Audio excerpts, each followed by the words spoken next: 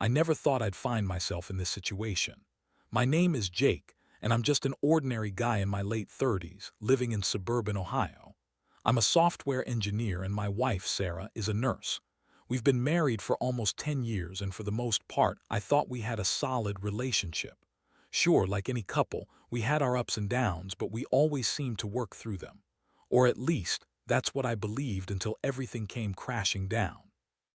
The signs started small, subtle enough that I brushed them off as nothing more than the usual ebb and flow of marriage. Sarah began to work longer shifts at the hospital, coming home exhausted and distant. At first, I thought it was just a demanding schedule and the pressures of her job. But there were other changes too. She started spending more time on her phone, texting furiously, often with a smirk on her face that I couldn't quite decipher. When I'd ask her about it, she'd dismiss me with a wave of her hand. Just work stuff, Jake. You know how it is.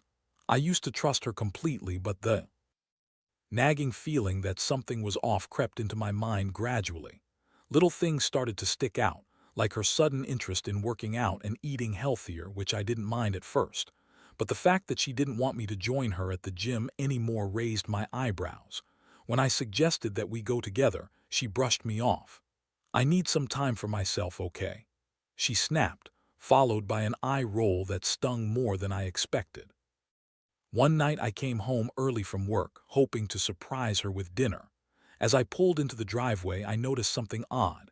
Sarah's car was there, but it didn't look like she was inside. I stepped into the house and called out her name. No response.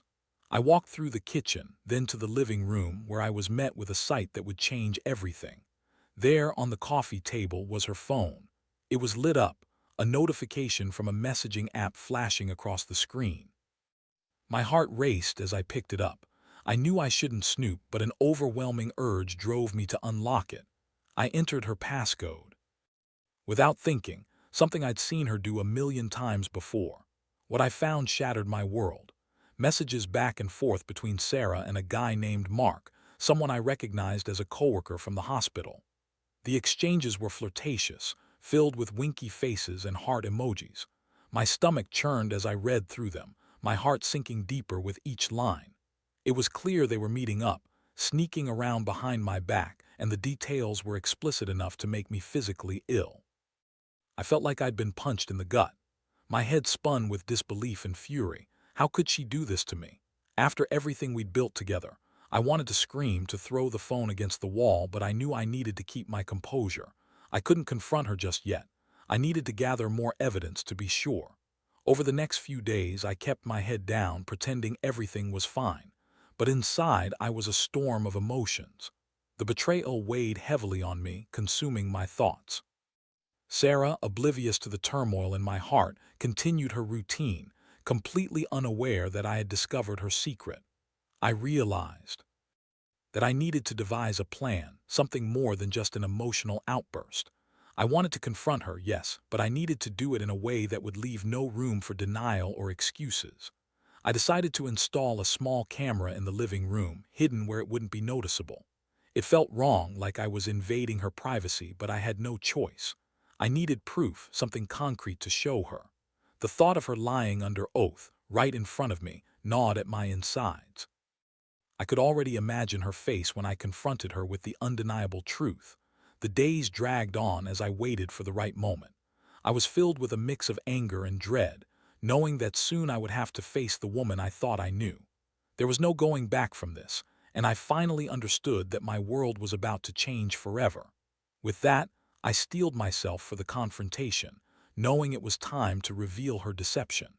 It was going to be an emotional roller coaster, but I was ready. Or so I thought. The day of the confrontation felt like an eternity. I hadn't slept well the night before, my mind racing with thoughts of what I would say to Sarah. I went through countless scenarios, practicing my lines in the mirror. Each time I felt the weight of her betrayal crush me all over again. I wanted to be calm and composed, but deep down, I knew that anger would bubble to the surface. How could it not? I prepared myself, knowing that I had the evidence right in front of me, recorded and ready to reveal. I waited for Sarah to come home from work, pacing the living room as the minutes dragged on. When I heard the familiar sound of her keys jingling in the door, a knot formed tightly in my stomach. She stepped inside, a smile spreading across her face as she greeted me, completely unaware of the storm that was about to hit. "Hey babe, how was your day?" she asked, her voice cheerful as she took off her shoes. I forced a smile in return, trying to buy myself a few more seconds to steady my nerves. "It was okay," I replied, "but I wanted to talk to you about something important." Her smile faded slightly and she tilted her head, sensing the shift in my tone. "What's going on?" "Let's sit down," I said, gesturing toward the couch. I couldn't help but notice that her brow furrowed in confusion, a flicker of worry crossing her features. It was now or never. Once we were seated, I took a deep breath and pulled out my phone. "I need you to watch something," I said, my voice steady despite the chaos inside me.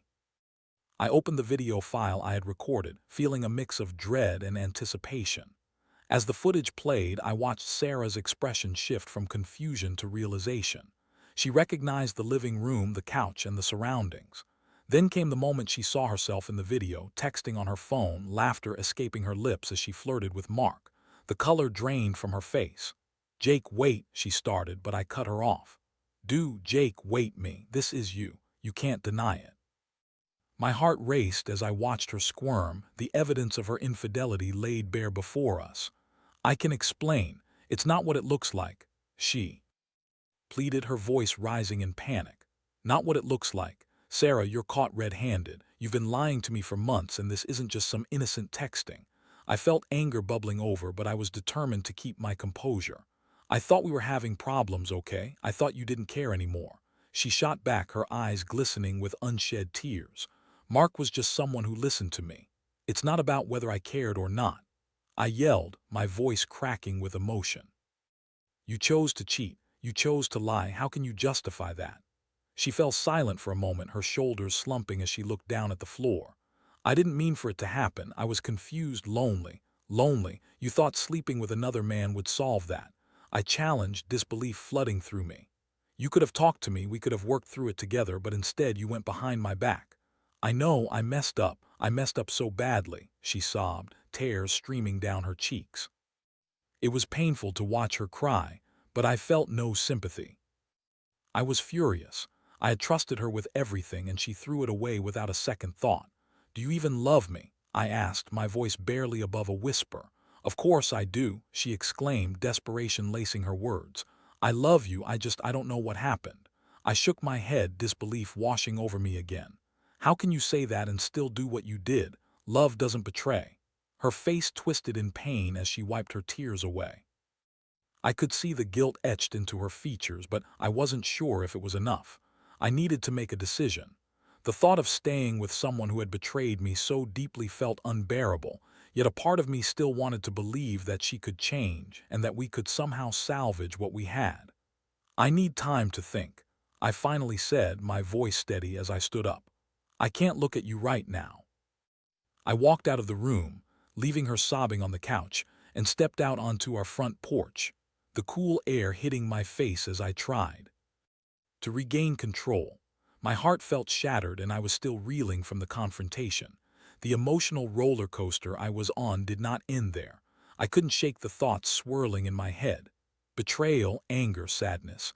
It was all too much. I knew I had to decide how to move forward. Would I give her a chance to prove herself, or was it time to cut my losses and walk away? The night dragged on, but I couldn't bring myself to go inside. I sat on the porch, staring at the stars, trying to calm my racing thoughts. The world felt surreal, as if I were looking at everything from a distance. My heart was heavy, and my mind was a battlefield of emotions. I replayed our confrontation over and over, Sarah's tear-streaked face haunting me. Eventually, I went back inside, bracing myself for whatever confrontation awaited me. Sarah was still on the couch, her body curled up into a small ball as if trying to shield herself from the storm she had created. The sight tugged at my heartstrings, but I quickly reminded myself of the betrayal that had shattered my trust. "I don't know what to say," murmured, her voice trembling. "I'm so sorry, Jake. I never meant for it to get this far." "Then why did it?" I shot back, keeping my voice steady despite the turmoil inside. You had every opportunity to talk to me, to come to me with your feelings, and yet you chose to go behind my back. You chose to betray me. How do I know this won't happen again? I swear I'll change. I'll do anything to fix this." She pleaded, desperation dripping from her words. "Please, just give me a chance." "Why should I trust you?" I snapped, anger flaring again. "You've already lied to me, and now you want me to just forget it and move on." "It's not that simple," she exclaimed, her voice rising. "I know I've hurt you, but I love you. I want to make this work." The conflict within me grew heavier with each word she spoke. Part of me wanted to believe her, to think that she could change and we could rebuild what we once had. But another part of me screamed that I was being foolish, that trusting her again would only lead to further heartache. "I need time," I repeated, my voice almost a whisper. "I need to think about what I want and how I can make sense of all of this." Sarah nodded, tears spilling down her cheeks as she pulled herself together. "I understand. I'll give you space. Just, please don't give up on us." Her words pierced through me, and I felt the weight of the world on my shoulders. I wanted so desperately to hold on to the love we had, but could I really let go of what had happened? I didn't know. That night I did what I had to do. I took some time away. I grabbed my keys and headed to my brother's place. He lived about 20 minutes away, and I knew I could crash on his couch for a while. I needed a break from the constant reminder of the betrayal that filled our home. When I arrived, my brother Mike was surprised to see me. "What's going on, man?" he asked, his brow furrowing in concern. "Sarah cheated on me," I blurted out, my voice thick with emotion. "What? Are you serious?" he exclaimed, his expression shifting to shock. "Yeah, caught her texting this guy at work. I have video proof," I replied, my hands shaking as I recounted the details. Mike listened intently, his expression turning grave. "Dude, I'm so sorry, that's messed up. What are you going to do?" "I don't know," I admitted, running a hand through my hair in frustration. "I'm so angry, but I feel this part of me that wants to believe she can change. I just don't know if I can trust her again." "Trust is everything in a relationship," he said, leaning back against the couch. "If she broke that trust, it's going to be tough to get back, but you need to make a decision that feels right for you." I spent the night talking with Mike, venting my frustrations and fears. He offered his support, reminding me that I didn't have to rush into any decisions. I needed to take my time and think things through carefully. As the days turned into a week, I found myself in a constant state of emotional limbo. I returned home to gather some things, but I avoided Sarah as much as possible. I didn't want to confront her until I had made a decision. Her apologetic texts and phone calls fell on deaf ears, and I found solace in not having to face her. But the nights were the hardest. I lay awake, thoughts swirling in my mind. The love we had shared felt like a distant memory, overshadowed by the pain of betrayal. I questioned everything, our past, our future, and whether I could ever forgive her. Finally, after a week of reflection, I knew I had to speak to her again. I realized that I needed to hear her out one last time, to understand her perspective and determine whether there was a path forward. I was still angry, but I owed it to myself to seek closure, whatever that might look like. With trepidation, I made my way home, heart pounding as I opened the front door. Sarah was waiting for me, her eyes wide with hope and fear. As I stepped inside, I knew we were both standing on the precipice of something monumental. It was time to have the conversation that would change everything. As I closed the door behind me, the atmosphere in the house felt thick with tension. Sarah stood in the living room, her figure slightly hunched, arms crossed over her chest in a protective manner. She looked up as I entered, and I could see the flicker of hope in her eyes, although it was tempered with the fear of what was to come. "Jake," she said softly, her voice trembling, "I'm so glad you're home. I've been thinking about everything, and I really want to talk." "Yeah, we need to talk," I replied, my voice steady but devoid of warmth. I motioned for her to sit down, and she did so cautiously, as if she were afraid of making any sudden movements that might trigger my anger. I took a deep breath, trying to find the right words. "I've had a week to think about what you did, and I just need to understand why. Why would you risk everything we had?" She looked down, biting her lip as she struggled to form her response. "I know I messed up. I felt neglected, and I started talking to Mark. At first, it was just an emotional connection. I thought I could handle it, but then things got out of control. I didn't mean for it to happen, I swear." An emotional connection, that's how it started. I scoffed, disbelief flooding my voice. You had plenty of opportunities to talk to me about feeling neglected, and instead you turned to another man. That's not just a mistake, that's a choice. I know, she exclaimed, her voice rising in desperation. But I was feeling overwhelmed by work and life, and I thought you didn't care anymore. I thought I could find comfort elsewhere, and I was wrong. I see that now. The anger inside me bubbled again, but I forced myself to remain calm. You think you can just erase this? I can't shake the image of you lying to me, laughing and flirting with someone else. How do I know you won't do it again? I've learned my lesson, she cried, tears streaming down her cheeks. I promise that I'll do whatever it takes to rebuild your trust. I love you, Jake. I don't want to lose you. You mean everything to me. Love doesn't lie, I shot back, my heart aching as I spoke. Love doesn't betray. You broke something that's incredibly hard to fix. She looked at me with pleading eyes, and for a brief moment I felt the weight of her vulnerability. I wanted to believe her, to think that she was genuinely remorseful, but the memories of what had transpired clawed at me relentlessly. I'll go to therapy, she offered, a hint of desperation creeping into her voice. We can go together. I'll do anything, Jake. I want to make this right. I ran a hand through my hair, feeling the frustration rise again. You think therapy will fix this? I don't even know if I can trust you to stay committed to that, let alone to me. I'm not sure this is something we can just fix with counseling. Please, just give me a chance, she begged, her voice cracking. I'll show you that I can change.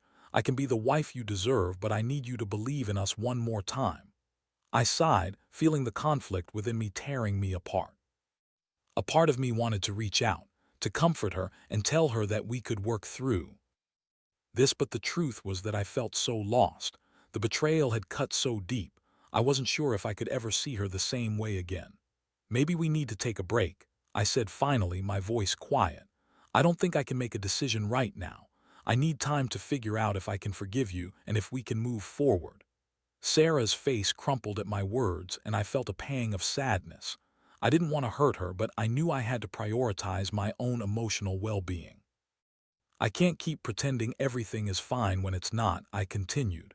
I need space to think about what I want and how to move on. She nodded slowly, tears still streaming down her cheeks. I understand, she whispered, her voice barely audible. I'll give you space, but I'll be here when you're ready to talk. As I walked away from her, I felt the heaviness in my chest grow. I was walking away from the love and life we had built together, but I was also walking toward a future that felt uncertain and terrifying. The next few days were filled with an eerie silence, the kind that invaded our home and made it feel like a shell of what it once was. I stayed at my brother, spending time with him and trying to distract myself from the emotional turmoil. I didn't want to talk to Sarah, didn't want to fall back into the cycle of hurt and anger. Yet every night I returned to our home to pick up clothes or toiletries, and each time I was reminded of the life we had shared. The laughter, the intimacy, the shared dreams, they all felt like echoes in a hollow space. I replayed our memories in my mind, trying to find a glimmer of the love that had once filled our home, but it was always overshadowed by betrayal. Then came the moment that shifted everything again. One evening, I decided to review the footage from the camera I had hidden in the living room. I wanted to see the moments leading up to Sarah's betrayal, to understand the context of her actions. As I watched her on video, I felt a mix of anger and sadness. But there was something else too, a deep sense of loss. The woman I once loved was slipping away, and I couldn't shake the feeling that I was losing her for good. As I watched the footage play out, I knew I had to confront my own feelings. Either I could let this define me, define us, or I could choose a path toward healing. I needed to figure out what I wanted, but one thing was clear. The road ahead wouldn't be easy. It would take time, effort, and a lot of soul-searching to come to terms with what had happened. In the days that followed, I couldn't shake the feeling that Sarah was waiting for me to make a decision, waiting for a sign that there was still hope for us. But was there? I wasn't sure, and deep down, I knew the answer would shape the rest of my life. As the days passed, the weight of my decision bore down on me. I spent hours in deep thought, contemplating every facet of my relationship with Sarah. I replayed our memories like a movie in my mind, the good times and bad, the laughter and arguments, the love and betrayal. With each replay, I was reminded of what it felt like to be in love, but I was also confronted by the reality of her infidelity. I still felt a flicker of hope that Sarah might genuinely want to make amends, but could I trust that spark? The thought was suffocating. I started keeping a journal, pouring my thoughts onto paper in a desperate attempt to sort out the chaos inside me. Writing became a release, a way to articulate the feelings I struggled to express verbally. One night, as I sat on my brother's couch, I decided to reach out to Sarah. I had avoided any contact for over a week, and I knew that the silence couldn't last forever. I sent her a simple text, "Can we talk?" Her response was immediate. "Yes, please. I've been waiting for you to reach out." We agreed to meet at a coffee shop the next morning. The thought of seeing her again filled me with apprehension. What would I say?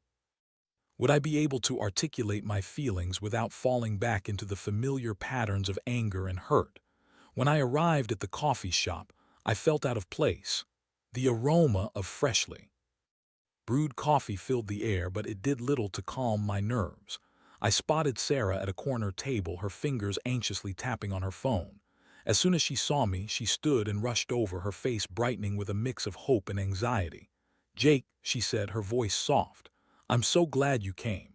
"Yeah," I replied, forcing a smile. "I figured we needed to talk about everything." We sat across from each other, the silence stretching out as I took a moment to gather my thoughts.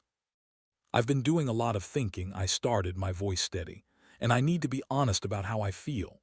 "Okay," she said, her eyes wide with anticipation. "I'm listening." I took a deep breath, choosing my words carefully. "I'm angry, Sarah. I'm hurt. What you did feels like a betrayal that's hard to recover from. It's not just about what happened, it's about the trust that's been shattered." "I know," she interrupted, her voice cracking. "I can't express how sorry I am. I didn't realize how much I stood to lose until you started to pull away. I've been reflecting on my actions and I want to make things right. I'll do whatever it takes." I glanced out the window, watching the world go by. "But can you really change? Can you promise me that you won't do this again? Because I'm not sure I can handle the pain of it happening a second time." She nodded, her eyes pleading. "I'll go to therapy and I want you to come with me. I want us to work through this together. I'll take responsibility for what I did. I want to understand why I made those choices." "Therapy might help, but it isn't a magic fix," I said, feeling the hesitance in my chest. "I need to know that you're truly committed to rebuilding our relationship. This isn't something that can be patched over with a couple of sessions." "I understand," she replied, her voice steadying. "I'm ready to put in the work, Jake. I love you and I don't want to lose you. I want to be the wife you deserve." The sincerity in her voice made my heart ache. I wanted to believe her. I wanted to hold on to the love we shared. But there was still a wall between us, built on doubt and pain.